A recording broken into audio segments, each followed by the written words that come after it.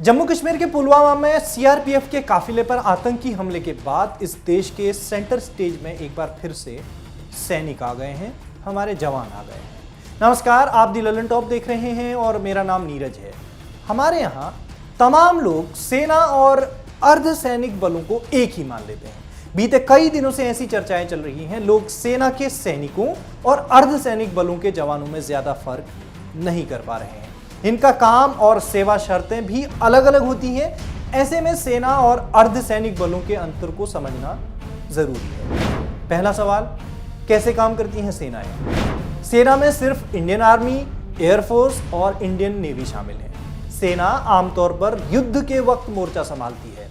शांति के समय सेना देश भर में सेना के लिए बनाई गई छावनी यानी कैंटोनमेंट में रहती है। आर्मी, एयरफोर्स और नेवी के लिए अलग अलग रिहायशी क्षेत्र बनाए गए हैं। आमतौर पर जब युद्ध नहीं होता है तो सेनाएं वहीं रहती हैं। नेवी का काम समुद्री सीमाओं की सुरक्षा करने का होता है, इसीलिए इनको शांति के वक्त में भी समुद्री सीमाओं पर मुस्तैद रहना होता है। तीनों सेनाओं में सैनिकों की तादाद करीब 13.50 लाख है। सेना रक्षा मंत्रालय के अधीन काम करती है। सेना में lieutenant, major, colonel, brigadier, major general इस तरह की रैंक्स होती हैं। सैनिकों को रिटायरमेंट के बाद पेंशन मिलती है। तो ये सेना का सवाल है। दूसरा सवाल, अर्धसैनिक बलों में कौन कौन शामिल होते हैं? सेंट्रल आर्म्ड पुलिस फोर्सेस के सुरक्षा बलों में CRPF, BSF, ITBP, CISF, Assam rifles और एसएसबी शामिल हैं। देश में अर्धसैनिक बलों के जवानों की संख्या 9 लाख से ज्यादा है। अर्धसैनिक बलों को बांग्लादेश, पाकिस्तान, म्यांमार, चीन, भूटान और नेपाल से सटी सीमाओं पर ड्यूटी देनी पड़ती है। अर्धसैनिक बलों में सिविल पुलिस की तरह constable, head constable, ASI, assistant commandant और कमांडेंट, डीआईजी, आईजी और डीजी की पोस्ट होती है। अर्धसैनिक बलों में रिटायरमेंट के बाद आर्मी की तरह पेंशन नहीं मिलती है। अर्धसैनिक बल गृह मंत्रालय के मातहत में काम करते हैं। अब एक नाम आया सीआरपीएफ। सीआरपीएफ क्या करती है?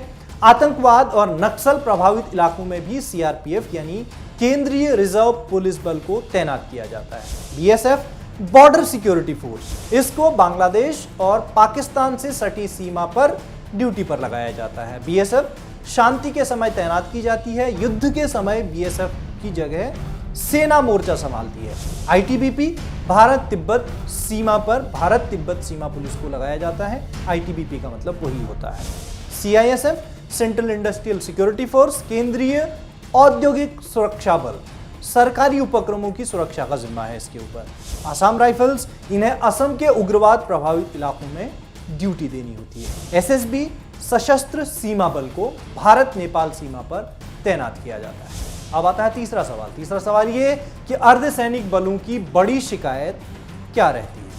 अर्धसैनिक बल बीते कई सालों से सेना जैसी सहूलियतें मांग रहे हैं। उनकी शिकायत रहती है कि वो भी सेना जैसी परिस्थितियों में देश के भीतर और सीमाओं पर काम करते हैं। ऐसे में उनको भी उसी तरह की सेवा शर्तें और सम्मान मिलना चाहिए जैसा सेना को मिलता है। Confederation of retired paramilitary association के महासचिव हैं रणवीर सिंह। उनके मुताबिक 7वें वेतन आयोग में अर्धसैनिक बलों को सिविलियन का दर्जा दे दिया गया है। 1 रैंक 1 पेंशन की बात तो दूर, 7वें वेतन आयोग ने उनको भत्ता तक नहीं दिया। अर्धसैनिक बलों के जवानों के साथ सरकार सौतेला व्यवहार करती रही है। न केवल पेंशन बंद कर दी गई है बल्कि फौजियों की तरह एमएसपी भी नहीं देती है। और तो और सेना की कैंटीन में जीएसटी की छूट दी गई है, लेकिन अर्धसैनिक बलों की कैंटीन में जीएसटी से कोई छूट नहीं मिली है। हकीकत में अर्धसैनिक बल भी सेना के कदम से कदम मिलाकर देश और देश के नागरिकों की हिफाजत कर रहे हैं। ऐसे में उनकी सेवा को कम करके आंकना जायज नहीं कहा जा सकता। पुलवामा में आप देख ही रहे हैं, जम्मू कश्मीर में लगातार सीआरपीएफ की तैनाती इस सब का सबूत है। तो ये थी सेना और अर्धसैनिक बलों में अंतर वाली एक छोटी सी खबर, जिसको समझना आपके लिए और हमारे लिए बहुत ज़रूरी है।